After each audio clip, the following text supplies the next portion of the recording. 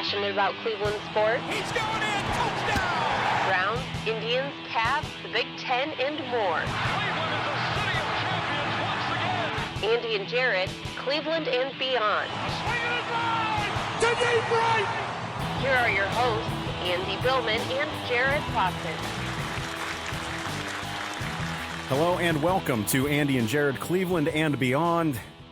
He's Andy Billman, I'm Jarid Watson, and we are going to jump right into this. Cleveland Browns. The Browns really sucked on Sunday. It's plain and simple. Andy, I'm ready to lose my mind after that game. It was atrocious first half, atrocious penalties. It seemed like they needed Baker to get hit in the head to wake everyone up. And again, you can point to a missed a penalty that should have been and a flag that was picked up. So, it's same as it ever was. Well, I was going to say, I think this was the sudden change from Friday morning to today. I really thought the whole tone of the weekend was set with the Carlos Hyde trade. I understand from an analytics perspective, from a contract perspective, of why you trade Carlos Hyde. He's not going to play next year. Nick Chubb's proving himself. You want him to get some more carries. Yeah. You're building. Carlos Hyde's not coming back. You get a fifth-round pick. You get some value back. Here's why I hate this deal. Oh, that makes sense. I thought it set the tone for the first time this year to be like, you know what? We're not so sure if we're concerned about winning or losing from day to day. We're more concerned about 2019. 2018, hey, we won 2 games, we tied. Look at that Ravens win. Look at that Jets night. We're really going to try to build things more for the future. This year, hopefully we get some more wins, yada-da. I don't like trades like that because I don't think it sets a good precedent to a team that needs to learn how to start winning. Yeah. We didn't win again on Sunday. And you got to start at some point. All these Brown regimes, you know what? We're going to start really winning is next year. I'm tired of that. I wanted to start winning this year. Yeah. I don't understand why they would take that mentality. Doesn't work if Tyrod's not the quarterback. It goes right back to if that's their plan, it all went up in smoke as soon as Baker came out on the field. Then you have to. Then what are you doing, confidence-wise? And this is the type of move where you're getting rid of a good vet a good vet in the locker room, a good voice in the locker room who finds the end zone. Yes, who's been scoring. Again, Darcy has done a good job. I'm not saying the Browns won't flip this into something positive. We'll get to that. Right. This year now is toilet water. Flush it. See, folks, they might win a couple more games. Season's over. No more playoffs. And who they traded to? Jacksonville. Yeah, in the conference. We're competing with Jacksonville for a playoff spot. It isn't we're trading Tyrod Taylor. I would have a little bit more empathy for that. Sympathy, understanding. I get it. We're basically like, hey, Jackson, you need a running back? We want to help you. Here's ours. That's really I can't understand what else. I mean, because Andy, it's not like they're turning around and packaging this in for a wide receiver deal before the trade deadline. Right. I mean, and even if they do, I don't understand. Who bundles up? Do you think that any team is looking for a 5th round bundled up with something? How does that make any deal more enticing for a team in regard to a wide receiver? I don't understand the thought process. Again, I don't want to hear the analytics of this. I don't want to hear that today. I'm here to try to win games as a fan, right? Yeah. Okay. I don't want to hear about a 5th round pick and that was the proper trade. I don't want to hear that crap. You know what they should have said? Hey, Jacksonville, we're competing with you. You need to give us a 4th or a 3rd round pick for Carlos Hyde.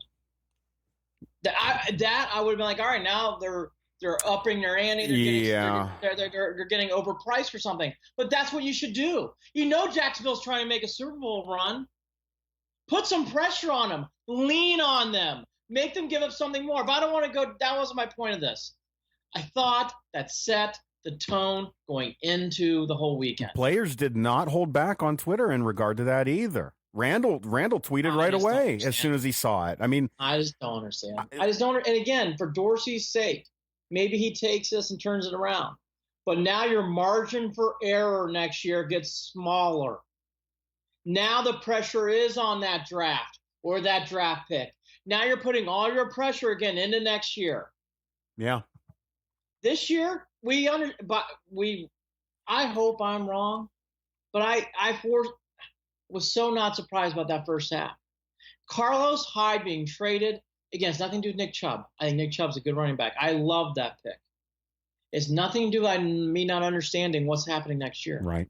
What I don't understand is I thought when Dorsey came here and his whole aura, and you tell me, do you think I'm wrong, Jared? I thought his whole thing was we want to start winning now.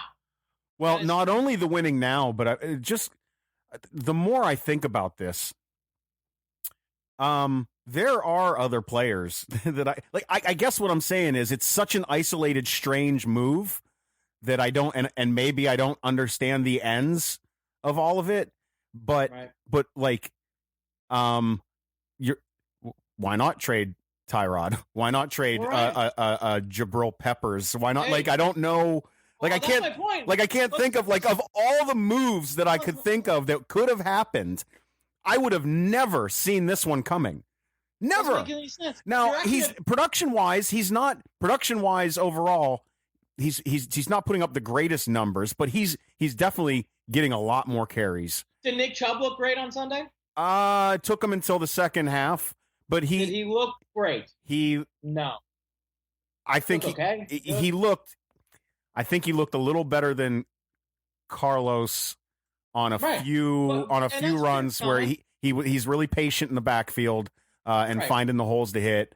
But yeah, overall, I don't know. Not a big difference. Not a big difference. My point is, what happens if you lose Nick Chubb? What happened in the fourth quarter when the Browns were at the 2-yard line?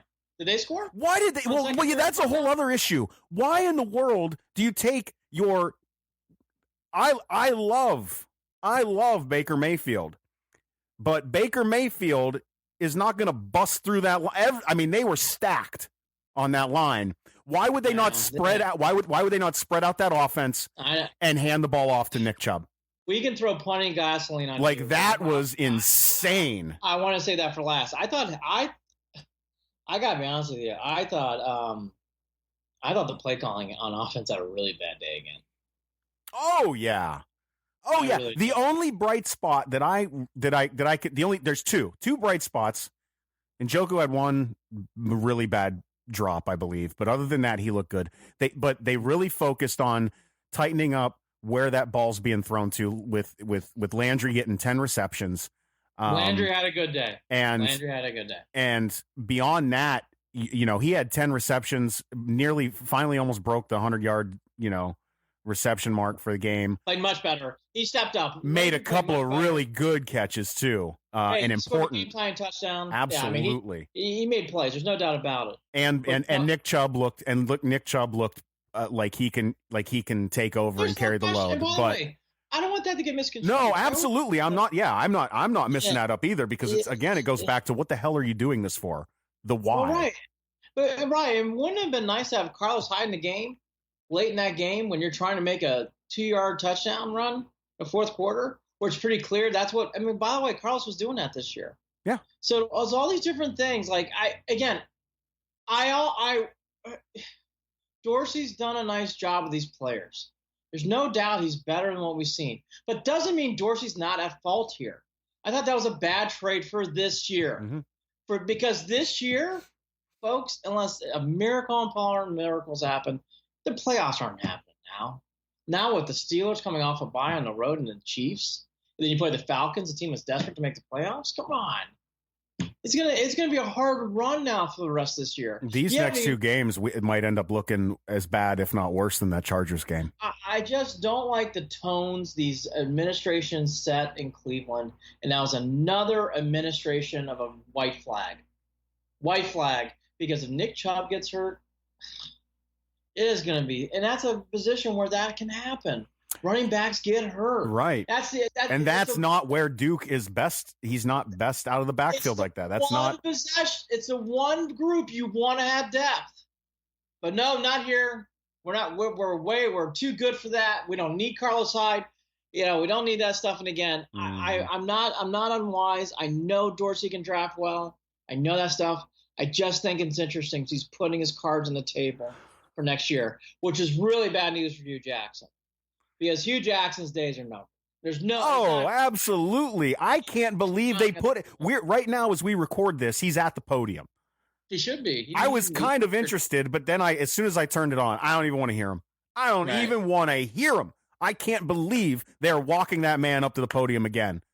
I can't believe it. I honestly, I thought to myself all the way up until he came up and showed his face to the media today. I thought there was a chance somebody else might walk up and be like, "Yeah, we let him go." that was what I was hoping for. Yeah, Hue's in trouble. I mean, that's the other thing about the Carlos Hyde move. Oh. And that's why I don't like this tone, the mentality it sets, because it really does say, hey, look, it's the beginning of the end of Mr. Jackson here. Because you're taking away a weapon, another veteran, another rookie has to come in and play a lot of games down the stretch. Again, wait till the season gets on, and let's see by week 16 and 15 and 17 if we're missing Carlos Hyde. Well, I would beg to say we probably do. I think we're only missing him for one game, but we'll see. It's not like Hue really needs a lot to find excuses, and I know. he's been given. I know. He's good at finding excuses, and if he gets let go, he'll have plenty of them. But by the way, I agree. I was going to mention that he's certainly not getting a lot of weapons here for down the stretch. I mean, Carlos Hyde's a big deal with him leaving. So I had to start that off because Jared called me and he and his lovely wife commented. I was really disappointed. I just don't. That was kind of trades signal off. Hey, we're preparing again for next year. And again, I wanted to start winning blown away. This year. I know. Right. I'm not saying playoffs. I'm not saying playoff victories. All I'm saying is I wanted to win more than 2 or 3 or 4 games. And the intangibles. We're going down that path. We're going down that path again and winning 4 and 5 games, and it's going to get worse. And I hope I'm wrong. I hope all this I'm saying is wrong. The intangibles. They need guys like him in that locker room with those young kids. Yes, you get where I'm going. Teaching winning, a position that needs depth. So we go into the game now after our podcast on Friday. That happens. Now you go into Sunday. Outside of safety, the first half was a complete blank show. It was all bad, folks. I mean, what was your favorite penalty? The offensive line mask. You finally got your week, Andy. Your week on a game that could be blamed on penalties, a loss. We could. I mean, we can put blame on a few different areas, but we definitely, first half play. But penalties. What were there, 11 for more than 100 yards? I mean, it's a joke. And at the worst times, negated good runs by Nick Chubb. I mean, it stalled drives, and it helped. It helped them. Drives. I want to say this. I am ready for Myles Garrett to become great, because so far I have not seen that leap. And I'm tired of these. I will say the offsides drove me nuts. And I commented on somebody earlier in the week made the comment of Garrett, all these missed calls on Garrett, or he's doubled up on, and all this and that. And all I thought was Myles needs to stop worrying about running his mouth about anything, and he needs to start worrying about not over pursuing on the snap, and not jumping the snap like he's been doing. I was told by that person it was a bad take. After this Sunday, I was proven why it was a good take. Myles Garrett is not playing up to his talent level, and it showed in this game. He made a couple impact plays. I believe he made a sack. Yep. He's not playing. That offsides penalty, I mean, that was it's just a drive extender. Yeah. It just keeps Tampa Bay moving with the ball. That's got to stop. Let's do one thing real quickly too. Let's touch upon it, and then I want to get off it. The penalties right now are definitely through the orange and brown glasses, not going our way. Right. And nationally, it's getting the same vibe. And what happens is when you lose like this, you lose. It starts becoming more of like a mushroom cloud of an aura. Okay. I always felt this way about the Indians too in the 80s and 90s. Yeah. When they were winning, I always felt there were calls that didn't go our way. When you lose, studying other teams and studying other practices like this, when you lose, people automatically get flag happy because you've been losing for so long. That goes back to my original point with Carlos Hyde. You got to stop the losing and start winning now. It can't be next year. That stuff doesn't work. It hasn't worked. Why do you think it would work now? Okay, you want to continue this mentality? Fine. You're going to get flags because referees automatically think it's the Browns. They probably did do it. And that is not fair. It's not right, but it's how humans react. Yeah. And it's what's going on in this team. And it's going to continue if you keep doing motions, trades like this that make you feel you don't care about winning this year. Which, by the way, they clearly don't. They'd rather have a draft pick. Fine, that's great, but it doesn't help this year. So there's penalties. The penalty on Mayfield was ridiculous. Of course it's the Browns, whether it's McCoy against the Steelers, whether it's, one of the mini hits Cribbs took over the years. That one yesterday for Mayfield, I have no idea why, but this isn't just a new thing. Let Tom Brady take that hit and see what happens. Right, exactly. But my point being is, you know why these penalties aren't new? They've been going on forever. You know why? We're not good. We're not winning games enough. We have different talent. We all see that's why we're frustrated today. Because you want to start seeing winning and results on the field. Another overtime loss on a 59-yard field goal? It's just all this stuff, the penalties and stuff. I just don't think it's a new theme. I've seen this for years. Again, McCoy and the Steelers, that kid took such a vicious hit that night. I still can't believe that wasn't a flag. I mean, it looks like I don't even remember that hit. I thought McCoy really lost his life, and I'm not being funny. It was scary as hell. I forgot about it until you brought it up right now. I really thought it was going to come out of a stretcher. I just want to bring this up because this isn't new with the Browns. That's why I don't like talking about it. It isn't new. This has been going on forever. You know why? Because we've been crappy. Yeah. And when you continue to do this, it makes referees throw flags out easier. All right, fine. Now let's get me fired up about what's going on in the field. Second half, first half. Well, yeah. What's wrong with Baker? Why is Baker tight? Is Baker reacting to no Carlos Hyde? Is Baker reacting to knowing he has to get the ball to Jarvis Landry more often and quicker? Is he recognizing he's holding on to the ball too long in situations? Because he looked, I don't know, skittish a little bit in that first half. I thought the first half Baker played really tight. I thought even for a rookie, I put this in the classification of Baker doesn't look good. Even as a rookie, this is not going well. He caught some balance. I saw him do some things on the field. The second half, I thought he played better. I thought I saw some things. But something to keep your eye on is I thought Baker looked shook after the game, clearly, as everybody pointed out. And I think that first half, I thought he played poorly. I really didn't think he added anything. And I thought that first half play where he got taken out right before halftime was a perfect play to kind of symbolize the first half. Couple other things to hit on. There after the first drive, 9 plays, 6 yards, 3 punts. One more time. 9 plays, 6 yards, 3 punts after the first drive. Awful. Browns had a very hard time bringing down Winston in the first half. That was something else I just wanted to bring up and notice. And this is something I was texting to you, Jared. That's one of my biggest pet peeves with Brown teams over the years, especially with Brian Daboll, who loved throwing a good 4-yard screen on 13 yards where he needed to get. Oh, it's constant. I mean, and you got third and long. Come on. I know. What are we doing? That was everything. I mean, I've watched the game again. There was a lot of that on Sunday. 3rd and 12. Hey, we got 7. I mean, are we really becoming that again? I thought we were going away from that.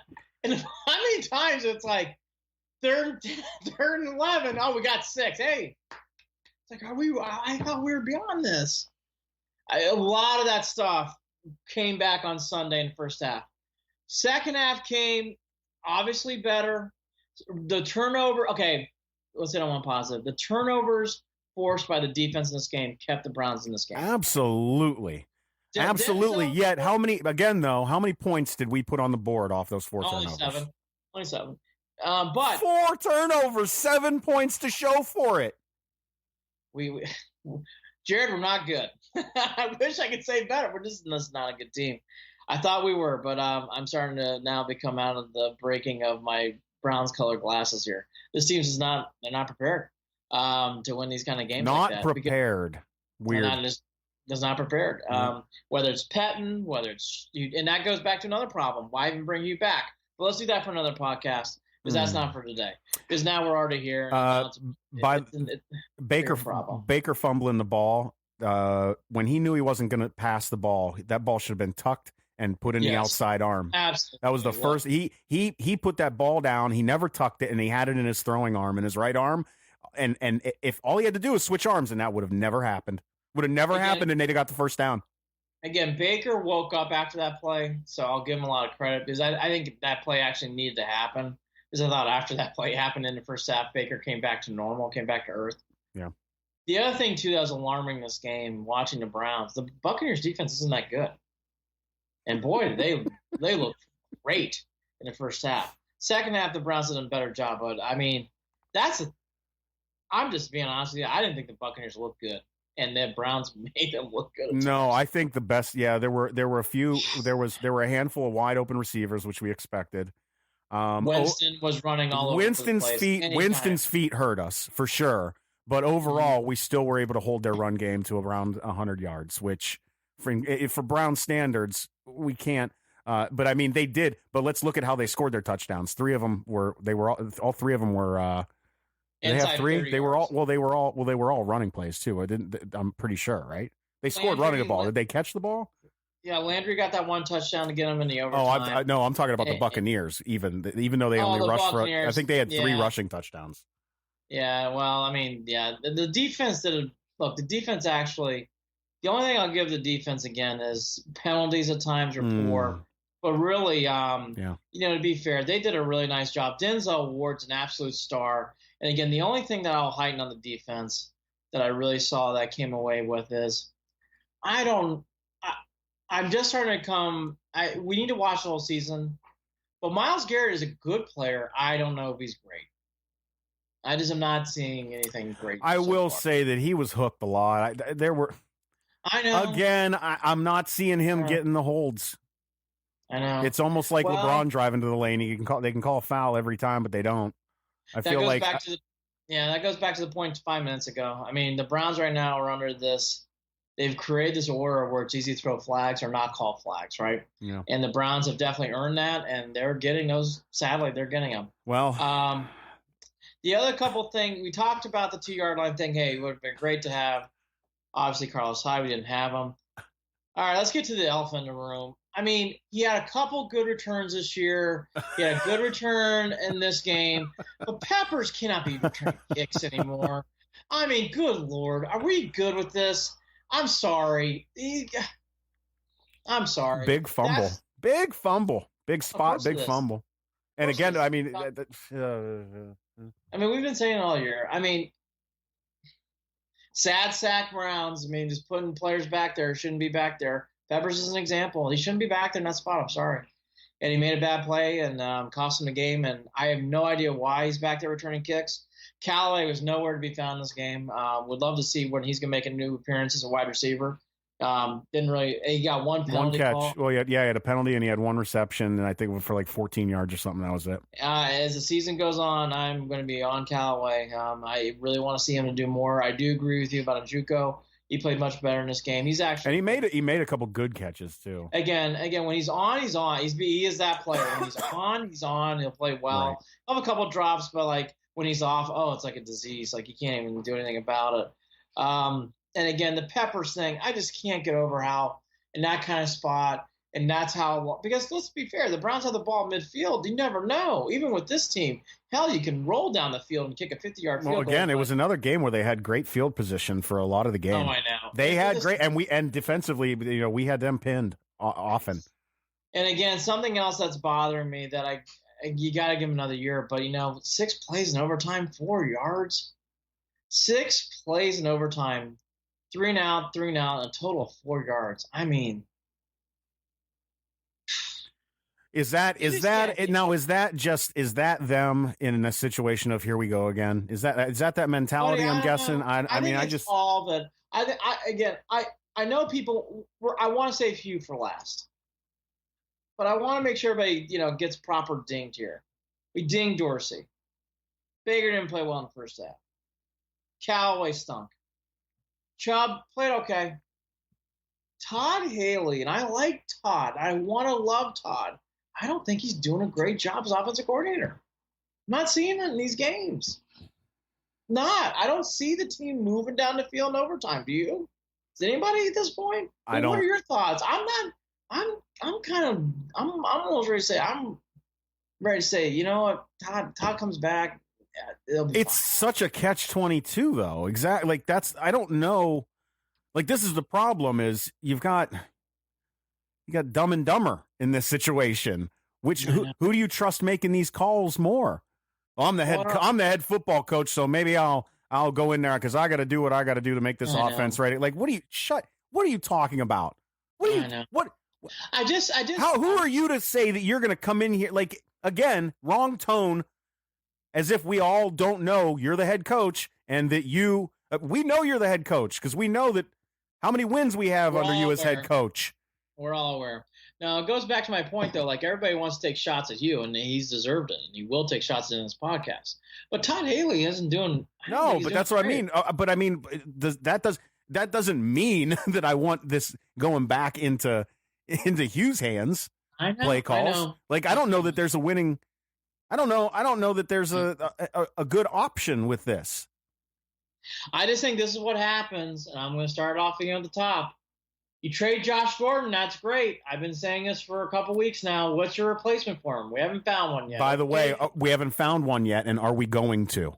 Because I don't think we are. I do not think. By the way, when you make trades for Carlos Hyde, if you think Amari Cooper's coming to Cleveland, come on. He's not coming to Cleveland. Not now. You're playing for the future. Not now. And I'll tell you, I'm just being honest, folks. I don't think the Buccaneers were that good. I thought the Buccaneers tried to get that game away. And the Browns couldn't take it for the life of them. Couldn't take it. It's like a hot potato, as Peppers proved. Put it right there on the floor. Bucks get the ball. Bang, boom, bing.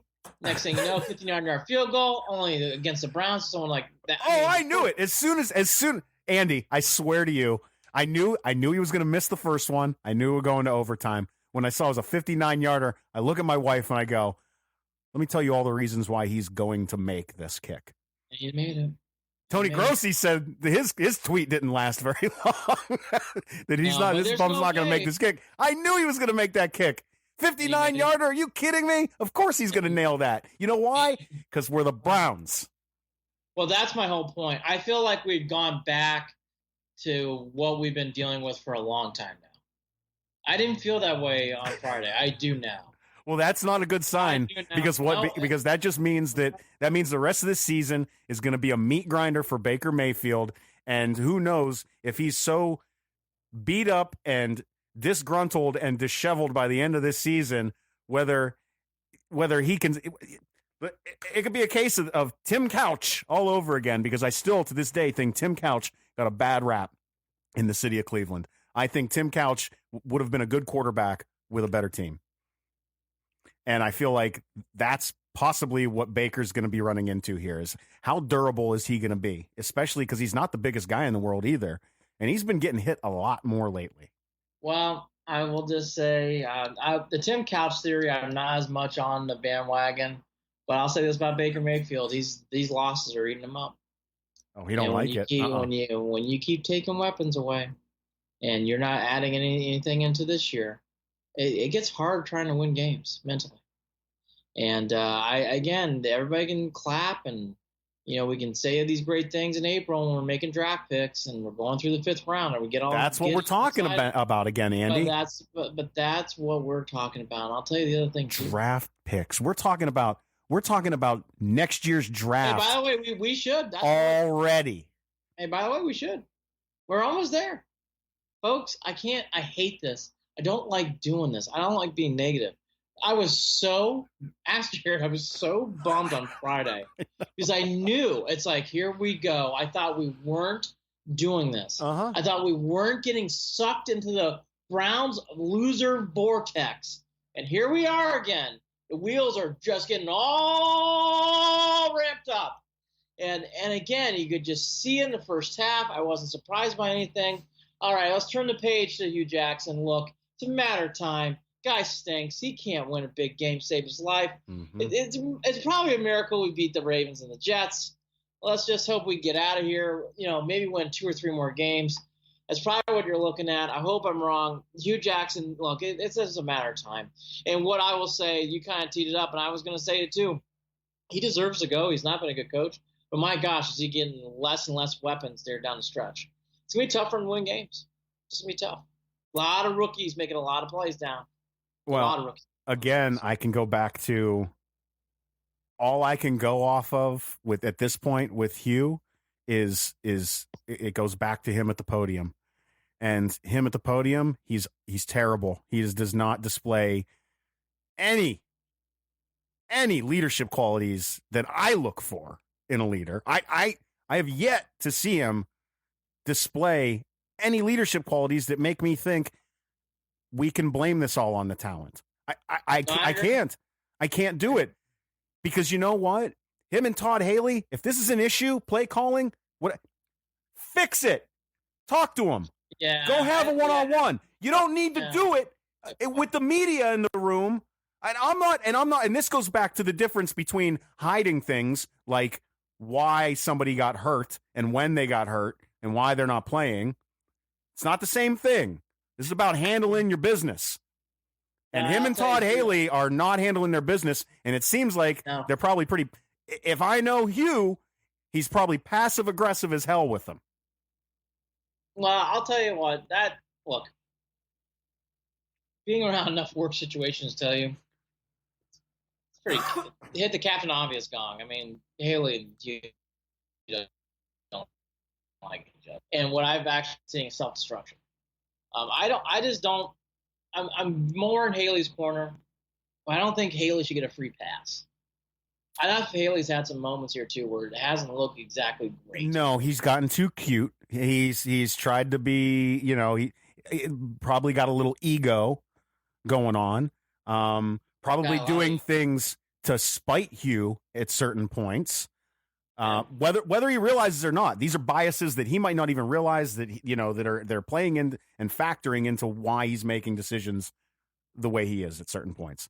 But the evidence is pretty clear in regard to that relationship being a wash. But I mean, but what do you do? What do you do? Do you fire Hue and then do you have Todd Haley as interim head coach? I don't know that I want that. Yeah, I think the bigger thing here is there's a lot of things that were forced. There were a lot of things this year that did not, we can kind of feel during Hard Knocks, but it looks like the Browns were going to overcome all this with new energy, Baker Mayfield, draft picks, new players coming in, veterans being added. And what I've learned starting on Friday is the dam was just too much water. A lot of water's leaking through, and now it's about ready to burst. And well, let me ask you this, Andy. With the dam being about to burst, it looks like a lot of players have been given a lot of leeway in regard to what they're saying on social media about the refs lately, too. I'm wondering if that's a real good look at the end of the day. Look, again, I think it's the only thing that I don't understand why people are getting on this so much, this has been going on for a long time. I saw this in the last few years from the Browns, not just this year. I've seen this for a while, and it's because the losing builds, and it's easier to make assumptions about teams that aren't good. You want to throw the flags. This is the Browns. It probably is a flag. That's not fair. It's not the right thing to do, but that's people's mentality. Players complaining on social media and stuff, look, everybody does it. I wouldn't do it, but I'm starting to learn if that's how you want to get yourself off your chest and you win, fine.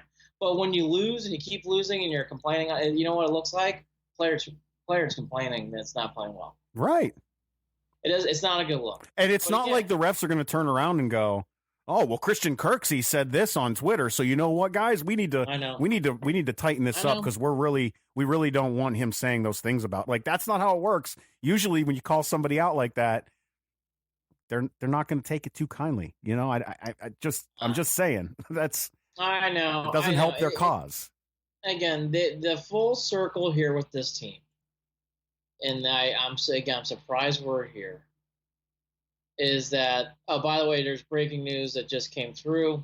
Amari Cooper will be a Cowboy as of this coming Sunday for a first-round pick. So Cross that off. By the way, it's a high draft At least that's what I was just going to say. At least the Cowboys were dumb pick. enough to give a first for him. Yeah, that's not a smart trade. But that's for another podcast, another show. But I'm sure people will be excited. And Amari Cooper does have raw talent, but he has not played well the last year and a half. He's got raw hands, too. No, by the way, Raiders are another team, like the Browns. They're going to be doing mock drafts here soon. So, going back, it's true. I mean, we don't want to do it, but it's like, maybe we should do one next week on the show. Might as well. Yeah. We're definitely going to be in the top 10 again. So, going back to this whole thing, I just don't like how this whole idea of we're trying to turn things around and then you do moves like that. You're kind of speaking with both ends of your mouth. Make a decision. Are you trying to go forward and try to win games? Or are you kind of, nimble, you're trying to go this, that, do what's best, what do you think is right, and making adjustments on the fly. That's fine if you want to do that. But if you do, when you cut a Josh Gordon, when you trade a Carlos Hyde, and you have only rookies and no vets to really fill in those spots, it makes a team look fragile. And the Browns look really, really fragile. I don't think it helps for the long term either, even though I know that's the mentality. That's the mentality, is that this is a move for the long term. But what they don't realize is that rush to do the long term is hurting them in the near term, and hurting them in the near term is mentally tearing them apart. And again, that's why I said I don't like the trade. Yep. I don't like that trade. I want to start winning games now. I really do. Look, next week against Pittsburgh, you're going to hear all these different people saying things, and maybe the Browns come back and win. I don't know. But look, it's going to be hard to really get into that game thinking the Browns are going to win. For the first time this Sunday, I was even into the Bucs game, I'll be honest. But next Sunday, it's going to feel like it did the last couple years, like the last few years, to be honest with you. It's like, just hopefully we compete. Hopefully we stay in the game a little bit. Ben's coming off an extra week of rest. So I know. It's just disappointing. Where are you at, Miles? I know. Again, I think he's good. He's not great. I don't think he's a bad player, but and again, the injuries and everything that comes about it. Again, for everything that's about the defense, they actually played well. But as the days continue, it sounds like he was going to take over play calling. Fine, whatever. Just do what you got to do. Just win the game. Yeah, don't talk about it. Yeah, that's my point. I don't care anymore. Because I'll be honest with you, Haley really hasn't done anything to blow me away. So I'm fine. But just win the game. I could care less if you go on Madden, and that's how you choose to win them. And that works. I don't care. Yeah, whatever. Whatever you do is great. I'm all behind it. But I all this different stuff behind it, the scenes. Just give me the W. And, yeah. So I guess my one question I'll ask on this, and then let's just wrap up the NFL so we can get off this terrible Browns platform and talk about how those Cavs are doing. Oh. So,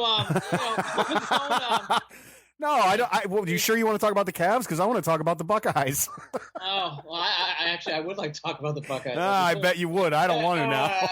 So I was going to say, now that's a topic I would like to do. But real quickly on this whole thing, I think going forward, Jared, Aaron, let's do this real fast. Let's do the schedule games. I think this is a good time. I don't want to do it. No, let's do the schedule game. It's like truth or dare for people who are younger. But this is all right, at the Steelers right now. Loss as well. Chiefs loss. You? Oh man, it would take. The problem is defensively they beat. It's a strange matchup. Okay. Do you think they beat the Chiefs at home? Really? That'd be an amazing win. I'm gonna go. No, I mean let's just. All right, fine. We'll call them common sense. Loss. That's a loss. Loss. Okay. Okay. Now the Falcons is a weird one, and this is before their bye week. They had the long bye this week, meaning they have one of the last buys in the league. In fact, they have the last one you could possibly take because there's no more buys after Thanksgiving. So they have the Falcons at home. Falcons are kind of desperate. They're playing a Monday Night Football game where they only have 2 wins. Falcons at home. That's an experienced team. They'll pull together against the Browns. That's a loss.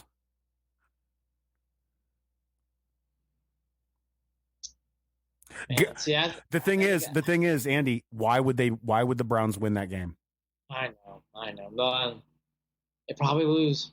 Because everything that I want to say is they win that game because they win the turnover battles, right? That's even why I think that they can possibly win this Chiefs game. The problem is they don't turn those turnovers into points. Therefore, I can't give them that game. I can't. All right, before we do the last 6, does Hue Jackson make it through the bye week when they go play Cincinnati? Ooh, I say no. ooh. I say no. I don't know how he made it to today. Well, I could kind of feel that he's going to make it through today. I'll tell you what, though, that Pittsburgh game, I agree with Tony Grossi. That has a lot of haunting memories for ex-Browns coaches. Be careful. Cincinnati on the road after a bye week. Do they have any chance? No. I say no. I think they beat Houston. I'll beat you to the punch on the next one. They play Houston the following week at Houston. But I think they win that game. Who's quarterback with Houston right now? It's what's his name? Watson. Is it Watson? I thought so. That's a tough one. I think Falcons and Texans are tough. I really do. I can't. Again, I don't know why they win. I understand. Panthers at home. It's a tough game too. So the Panthers usually don't win games like that. I guess how about this? I bet you the Browns will win one of those two. Win one of those 2 games. I get choked up here, so I'm going through the schedule game. But I think they win one of those 2 games there. Don't throw up all over your computer. I'll do that later. But, very dry out here in Connecticut. Very dry. It's what happens when Browns lose. You get all emotional on a podcast. But I think they win. How about this? They're going to win. They'll beat the Texans or the Panthers. They win one of those games. I think they do. I think that the Broncos are beatable at home. Saturday game, 4:30. They should win that game. Yeah, but there you go again. They should. I know. The Bengals are weird. I didn't see any of that game last night. Did they get completely trounced by the Chiefs? Run out of the. But Chiefs defense isn't that great, right? The thing is, the Chiefs have one of these offenses that can suffocate you mentality. They can match anything. Yeah. I know. And then only the Patriots could keep up with them. Weird. They beat the Ravens. They need no chance the Browns beat the Ravens on Ozzie Newsome goodbye day, right? I don't think so. No. Do I go to that game even if tickets are given to me? Probably not. Ozzie Newsome goodbye day? That'd be a weird game to sit as a Browns fan. I don't think I want to go to that game. Yeah, no. I probably not. Save the money. It's New Year's in a couple of days. Real quickly around the league. Yeah, actually, I'll probably be in Cleveland. Gosh, that's true. That'd be nice to be in Cleveland for that. Real quickly around the league, the Saints are 5-1. People should watch out. The Rams keep winning. Bizarre ending to the Cowboys-Redskins game where a head bob by the center, that other head bobs were not flagged. You know, that's the thing. Like, see, that's another example. Like, I mean, that's a bad call. Is it a bad call? You know, determine the game for sure, and the kicker ends up missing a field goal, and 5 yards closer looks like he makes it. Right. As Jared alluded to, the Chiefs are they played the Bengals. They are just rolling right now. The Bengals have lost all of a sudden 3 in a row. They're 4-3. So, you know, that's a quick take around the league. And, you know, I guess, you know, final thoughts are from this. I think you and I are kind of spelling the same thing. This is a dreadful week building up off a team that has a bye that we can't stand. You just hope during the week something comes out of this where it gives you hope on Sunday to win. Well, as of right now, it's a black hole. This is the other thing that drives me nuts about this division. At 2-4-1, the Browns are in last place, but they're not out of this division. Like, they are not by any means. And again, and it just gives you one more reason to say, why aren't they trying to win right now? I'll never understand that. And again, if they don't, you know, if they really collapse here, which I think they will, I don't want to hear about but Carlos Hyde. It's not about Carlos Hyde. It's about what that message sends to your team when you trade players like that. It sends a message that we're kind of done. You know, we're kind of done with this year. We're trying to get prepared for next year. I thought we were done with that. And yet here we are again, doing the same thing. Because we're here, I think it'd be a good cleansing moment. If you can do it. Do you want to do the Cavs real fast? I know we weren't going to do it, but I do want to talk about the Cavs. Yeah, let's. I mean, this is the thing. What a disappointment. Cleveland Cavaliers. They were up 10 in the first quarter, and I thought, awesome. This is what I expected. Home opener. They're back. They've got it figured out, you know, at least for the time being. And then and then the second quarter, and then they never came back. Like, would they score like 5 points in the second quarter? It felt like it was just bad. I mean, I want to give two perspectives because it's been such a negative. It's weekend. worse than I thought. Is part of the problem. Yeah, I mean, reality's now here. Reality's here. Reality's here for the Browns for this year. I think reality's here for the. Listen, when Cedi Osman, however he wants to say his name now, and Jetty's got the most minutes on the floor than anybody. That's not a good sign for this Cavs team. Yeah, UK went down that road. He's the one player so far I am not seeing a lot. I know he's supposed to be this dynamic player, a playmaker who can get around the floor. He traveled constantly. I don't think Cedi Osman's playing that well at all. And I don't know if it's because of the pressure of having to start. I don't know if it's because he's bouncing a lot of minutes. He's got to get some more time. We all agree. I'll just tell you right now, Cedi Osman's really got to play better if he's going to get 39 minutes for the Cavs to win games. And he's not playing well. That's 12 points, 3 rebounds, and 4 assists in 39 minutes. Like, well, you forgot the key stat, too. 5 turnovers. 5. I didn't even realize he had that many turnovers. Yeah, well, I guess, 2 travels. Yeah. I mean, it's concerned. Cedi, it's early. It's only 3 games in. But I've now watched enough of Cedi where I'm seeing some consistencies, and I'm surprised he's playing as many minutes as he's playing right now. Hopefully there's a different guy that's going to come out of the woodwork here. If you want some positives, I think we need some on this podcast right now for Cleveland sports. I do like Sam Decker a lot. I thought Sam Decker had a nice game. Yes, very nice game. He was aggressive. Yep. I thought he played well. I know Clarkson's plus minus doesn't show up. I think Clarkson's had a nice start to the year so far. Mm-hmm. I think he's playing well. I know you feel maybe a little differently. I don't want to speak for you, but I think Sexton's going to be a good player. I mean, he's got to find himself. I mean, he's truly a rookie. He really is.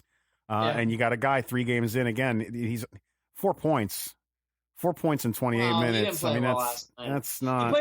He played well defensively, but he did not play. He played well defensively, and the Hawks put up 133. Oxymoron. Jeez, wash my mouth out with soap. All right, let's get to that. 133 points, Andy. Are you kidding me? Well, here, let's go to some of the point totals. This is a fun game that fourth quarter was awful. The Timberwolves scored 131, so I mean we're 2 points more, so a little heavier on the scale. But here's the thing about the Cavs that is very eye-opening, which is now the bigger concern. I thought defense last year was a problem because of veterans and not being motivated. I think defense is a bigger problem than what we all knew. I mean, we're some games in now. This defense isn't even close. This is bad. This is so bad. I mean, this is bad. And for Kevin Love to make statements about, hey, I'm concerned about the team's motivation. Ugh. Oh, I didn't hear that. When did he say that? After the game last night? I got quoted. I'm going to make sure I got the right quote. I struggled. Here. I had to shut it off. I was so that second quarter just sucked it out. I was already done with the day yesterday, so. And, well, yeah, we all had a funeral procession after 5 o'clock. And again, Browns, if you're going to lose in regulation. Man, let's not drag it out in overtime. I mean, good Lord. Fourth time. And every game is like, it's like we're in some sort of comedic hell where every second counts. All right, back to my whole life, Andy. It sets. My son came downstairs and he goes, I don't want to watch this again.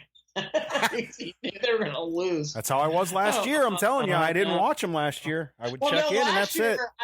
Last year, I excused my kids. I'm like, I understand this. I have to watch it because I feel like I'm like, I just don't know what else to do on Sundays. It's like my church for 3 hours. Yeah. I have to watch the Browns. I understand. You shouldn't watch this.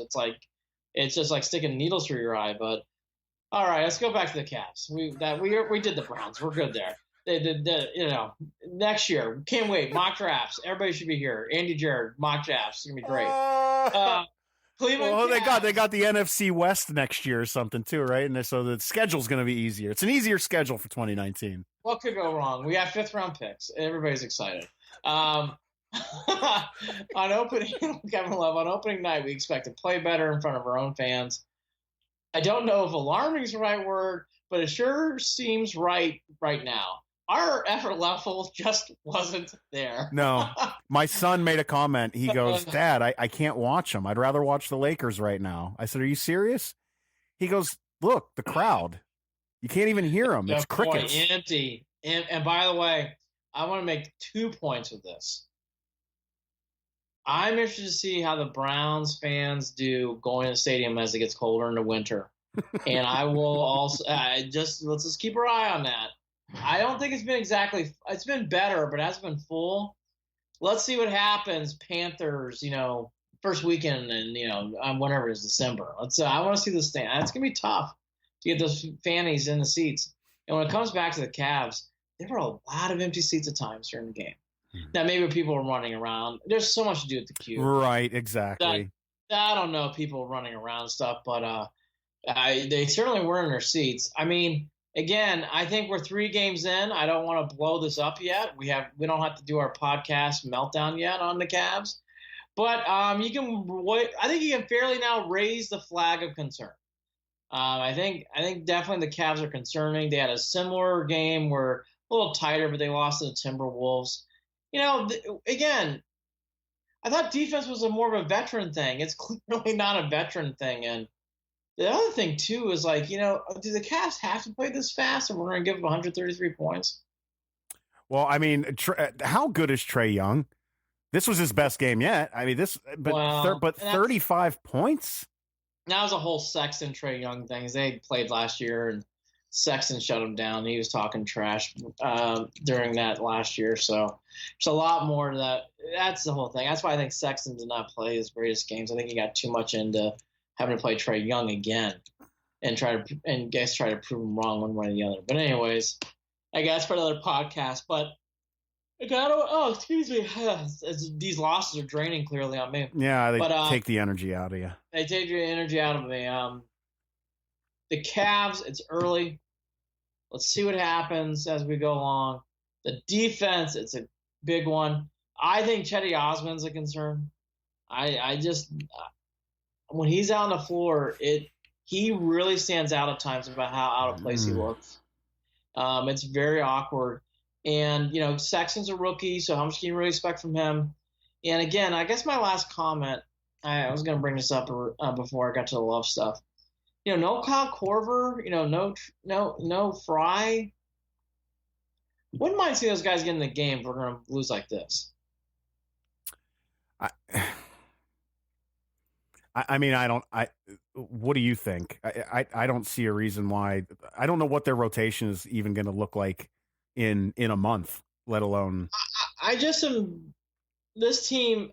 The one thing I guess I'm feeling now, it's like I'm not sure where I think this team's going to improve, but I am surprised by 39. You kind of pointed out, it's true. 39 minutes from Chetty Osman, that's a lot of minutes for guys not playing well.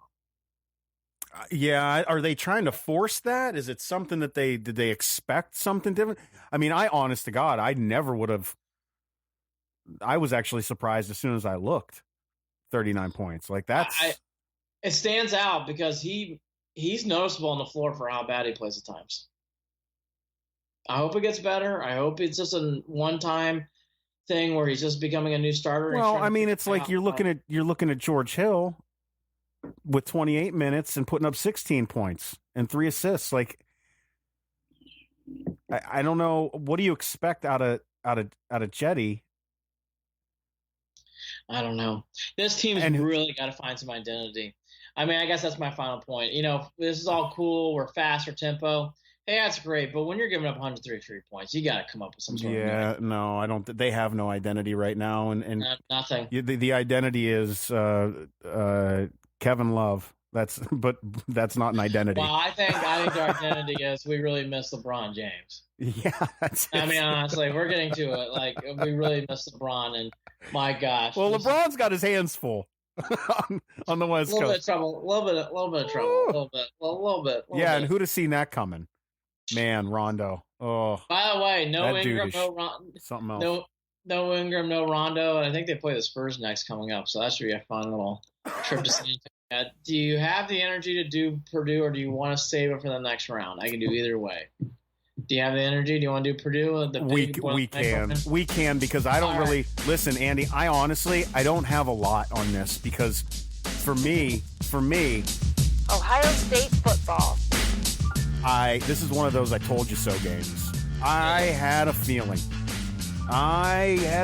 that this was the perfect storm for when the Buckeyes get exposed, and they were exposed. That Purdue offense could do whatever it wanted. How good's Rondo Moore? What did I say about him, by the way, last week? How good's Rondo Moore? The people think I'm just throwing out compliments about possible Heisman. Rondo Moore is a star. Number 4 for Purdue. Sorry, keeping it. DJ Knox had a really good game. Here's the thing that I think really threw Ohio State underneath the meat grinder. Braum can coach. And once he saw the exposures that Ohio State was giving him, he really put the clamps on him. And now to the other part of this game where I really saw it. I could not get over how many bad penalties Ohio State made in this game. Ooh, As Herb Street said, the cartwheel into the punter, which is what it was. The special teams for Purdue making plays. Like, Ohio State and Purdue were pretty neck and neck. I thought penalties, and then the other thing, which Ohio State's had this issue, we've been saying it on the ground all year. I know. In the red zone, getting that ball in the end zone seems to be a bit of a rash for the Ohio State Buckeyes. They didn't rush for 100 yards. No, again, by the way, it's not. You and I have talked about this on this podcast. Even worse. I don't care how much. 73 passing attempts? Is that a lot? 73. Is that a lot? It's a little bit. 40. Dwayne Haskins was 49 of 73. He completed 49. That's usually how many people attempt. 49. Right. For 470 yards. What was very obvious to me, as I was telling you, I actually thought Ohio State was playing well. Purdue just came out and played. And then as the game wore on, Purdue actually wore them out. I'm just telling you, as someone who watches a lot of college football, Ohio State didn't play terribly at times. It just got to the point where finally Purdue just pushed them, and they finally just broke down. And then once the long runs for touchdowns, those were all backbreakers. We all know that. Magical night. Look, I'm a huge Purdue fan. That was a magical night. We don't get many of those in West Lafayette as a fan. It was a great night for that kid, Tyler. For people who haven't seen that, please check it out online. Yeah, wonderful if you want to get teared up. Yeah, exactly. Really great job by Tom Rinaldi and those guys. But Purdue really, they've been playing this way for a while. Blau has been playing better. But again, Rondell Moore, Knox, they're quick in space. They made a lot of big plays. Purdue really is on a roll right now. That is part of this game. I know people don't want to hear that, but it's true. No, absolutely. Purdue's really playing well. And on the other half, inside the red zone, that kind of scoring, what is going on with this running game. And again, I know people want to hammer on the defense, and I get that. The defense was clearly terrible. They gave up too many points. But I thought the penalties in this game played a bigger role than other people are mentioning. The penalties in this game really seemed to tee up. Because I thought at times the game was even, but I saw penalties really keeping drives extended. And then that special teams, the fake field goal really put some emphasis on the game as well. I'm looking at beyond the game at this point. I don't, like I said, I don't have much to say about it because it was just they were beat on every part of the game. I mean, they just absolutely were. And then what I'm worried about is you got a team that dropped from 2 to 11, and I don't know. The good news is Michigan won. I mean, that's my point. Right. See, but I don't know that this is an Ohio State team that bounces back like previous Ohio State teams have with the loss. I think that their issues on defense and their issues with the run game are too much. Too much. They might lose to Michigan State at home. Well, let's get to some.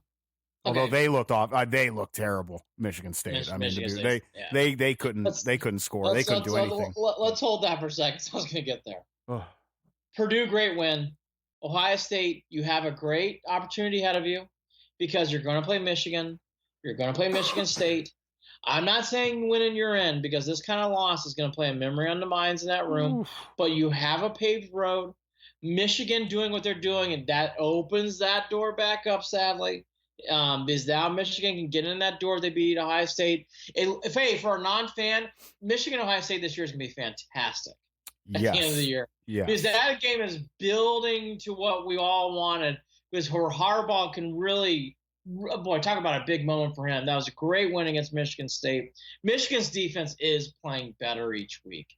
Getting better, stronger. And in fact, that's another game. If they would have done a few more things on offense in the first half, Michigan wins that game by 28 plus. Right. Yeah, that first half was really painful to watch on both sides of the ball. Weather delay. It was weird. Yeah, that was. Yep. Yeah, and what do you think about who was that? Was that Bush at the 50-yard line? Here's the whole thing. I'm actually on Harbaugh's side on this because when I saw D'Antonio walking with the team, walking behind him, and he doesn't say anything as a coach, I'm with Harbaugh. I get it. I'm not saying you should be depleting the field and taking up grass. I mean, and by the way, he was just having an emotional moment there. But I get why he did it because he was ticked about what Michigan State was doing. Michigan State sometimes gives us aura that I really feel it more in basketball. But I've kind of felt this at times where Michigan State goes, we're Sparty and we're spunky. Calm down. Right. No, it kind of reminds me of those Celtics teams a few years ago where, yeah. Calm down. You don't have to link. There's no rule says every team must link arm in arm and go. No. They did that. They wanted to do that. They definitely ran through Michigan on that stuff. Hey, look, let's call it the way we see it. I know why Harbaugh was mad. And D'Antonio can play the tough guy and he's got this image, but D'Antonio was wrong. If you're walking behind a team and you see two guys get clothesline from your own team, what would you say if you're the coach? Well, it's funny how that played out because the only thing you see on social media is the digging up, the cleating of the. That's where social media spun it the wrong way. Right. What should be spun is why didn't the coach of Michigan State stop them? Hey, you were late for your walkthrough. Michigan players were warming up. What do you want them to do? Well, Andy, it goes back to the bigger problem that I see in college football where these coaches, they think that they're gods. That's a good point. That's for a good podcast too. I agree. I agree. And their stuff don't stink. Yep. They are just look at the worship of Urban Meyer with those fans that were standing outside of the shoe holding signs about him after that. Like, give me a break, you middle-aged losers. Go to work. Like, that's the mentality of some of these people with these coaches. I agree. Give me a break. But that's where that comes from, and you're right. That is, yeah. That's a whole other podcast. Especially for the big names. For the big schools. Well, that aside, Michigan Ohio State just got it added a lot more spice. I think Ohio State could get in the playoff. I will admit I was not expecting a 29-point loss. So that damages them greatly. They're going to have to win out. They can't afford another loss. But again, they have some opportunities. They have a road there. Quickly around college football, Clemson won big. The NC State's terrible. Tennessee's putting out high school teams against Alabama. Alabama will play LSU. They get by Mississippi State. Alabama-LSU is going to be a wonderful game in 2 weeks. They both have byes, and then they both play that. And then, Oklahoma, Washington State with a good – by the way, Pullman College Game Day has a great scene. I was watching some of that on Saturday morning. That was a really cool show. And, again, just back to the top, as a Purdue fan, that was a great moment for that school. There's been a lot of great wins with Drew Brees. There's been some great wins, too, with Kyle Orton and some other players. That was probably one of the best Purdue wins I've ever seen. I know it happened against Ohio State. If you guys are bummed, I apologize. But as a Purdue fan, let me tell you, that was a with all that was going on that day with the story about Tyler and what that game meant. Yeah, I don't think even Ohio State fans can't hate on this game, on anything. I mean, it just can't. It had us a lot of juice to it.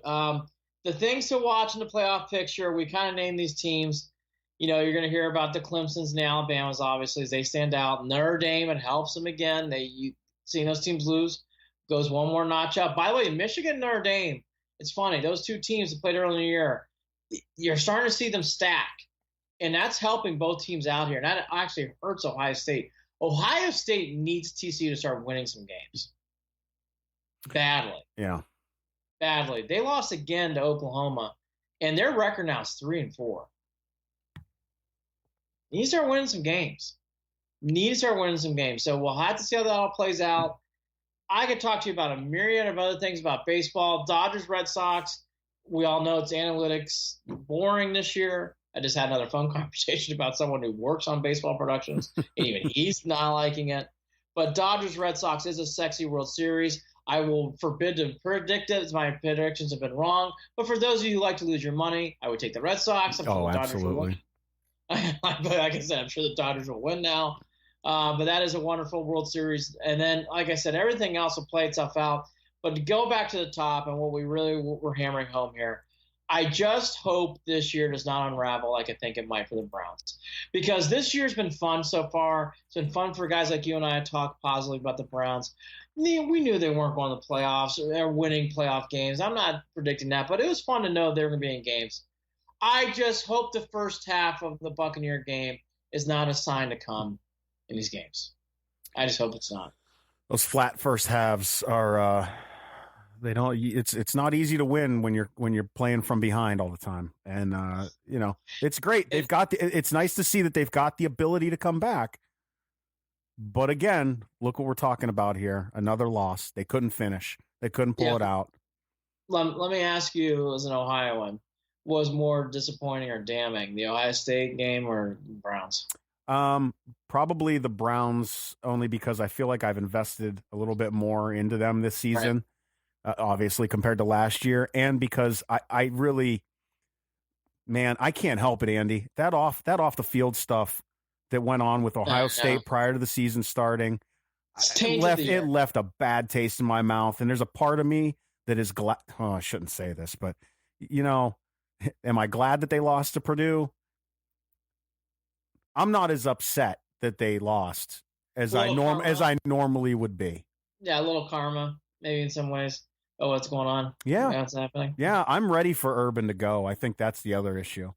I will say this. I think Urban's having a strange year, forgetting all those things that's been going on now. That's all past, and that's a lot. I would get rid of Urban too. But as a coach himself, his teams are not, that was a weird performance. It's like I said, it's one thing for your team to fall. I thought Ohio State wasn't playing terribly. They just weren't making plays. Purdue was outplaying them. It was strange. It didn't remind me of Iowa, where I saw a team just completely collapse and fall apart. They weren't playing well. I thought Ohio State just wasn't making enough plays to win the game. And then the whole blowout happened after that, and then everything just exploded. Yeah, I mean, that second half was just not something that you're used to seeing it, at least because you've seen it a few times. Ohio State come back in that second half and turn into the Ohio State that they can be. But as this season's worn on, you kind of know who Ohio State is at this point. Yeah. I mean, it's late enough in the season that we can say. That's why I'm not surprised they dropped to 11. Hell, I'm surprised they're in the top 15 at this point after that game. I am. Well, I'll tell you, here's the last thought going out here. I think Ohio State, Haskins can play. They have playmakers in space. But what is going to be interesting is they're going to be playing against Michigan State and Michigan. So those are teams that can – and at Northwestern is not an easy game. So throw that in there too. It'll be interesting to see if Ohio State, how they do in these games, because as the seasons progress, usually at some point, Urban Meyer's teams in November always play better. I wonder if that'll be the same this year. I don't know. I'm not feeling it. By the way, I feel what you're saying. I think it'll be interesting to see. Like we mentioned about the World Series, I mean, I guess my final thought is again, I don't like to be negative about the Browns. I just hope we see some things come out of that leading up to the Steeler week where I don't want to hear about it. Play calling and Haley and Hue. I mean, we got to get this stuff on the field, and I'm hoping, leading into this week against the Steelers, you didn't mention, you're right. I mean, the Browns still have a backdoor way because they've been good in the division. They're 1-1. They're 1-0-1. It'd be nice for them to get a win, but just seeing what's ahead and knowing what the Browns have experienced, it's hard not to be that Charlie Brown, right?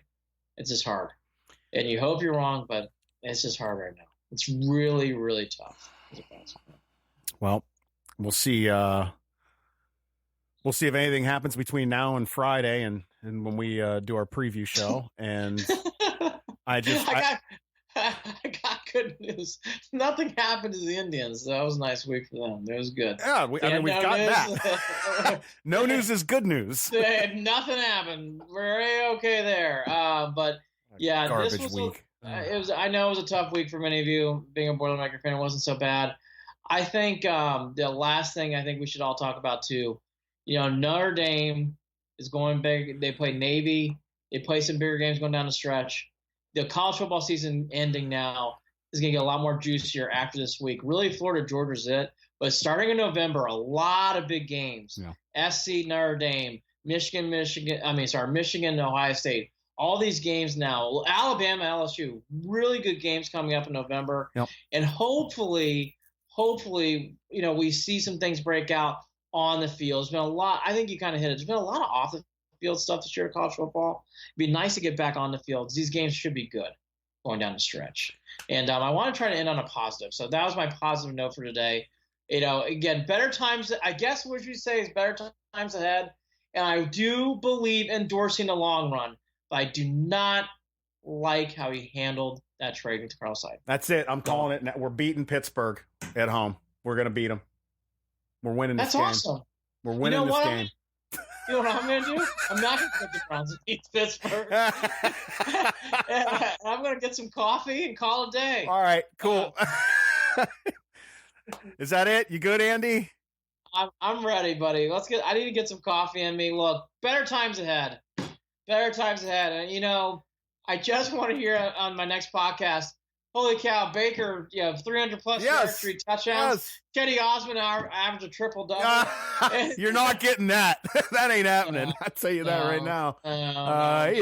Kevin Love with a 39-point solid double-double, and I don't know.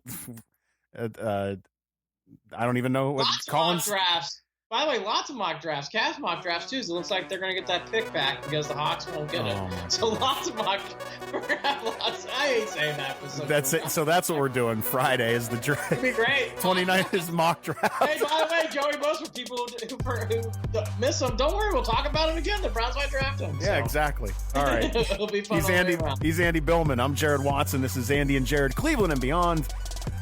Oh, it was a tough week, but we're going to get back at it. Take care, Andy. Later, buddy.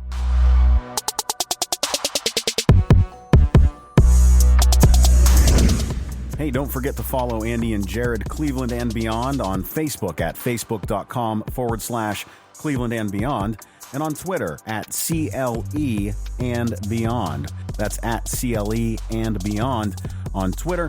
You can also shoot us an email, andyandjarid@gmail.com. Looking forward to hearing your comments. Take care, everybody.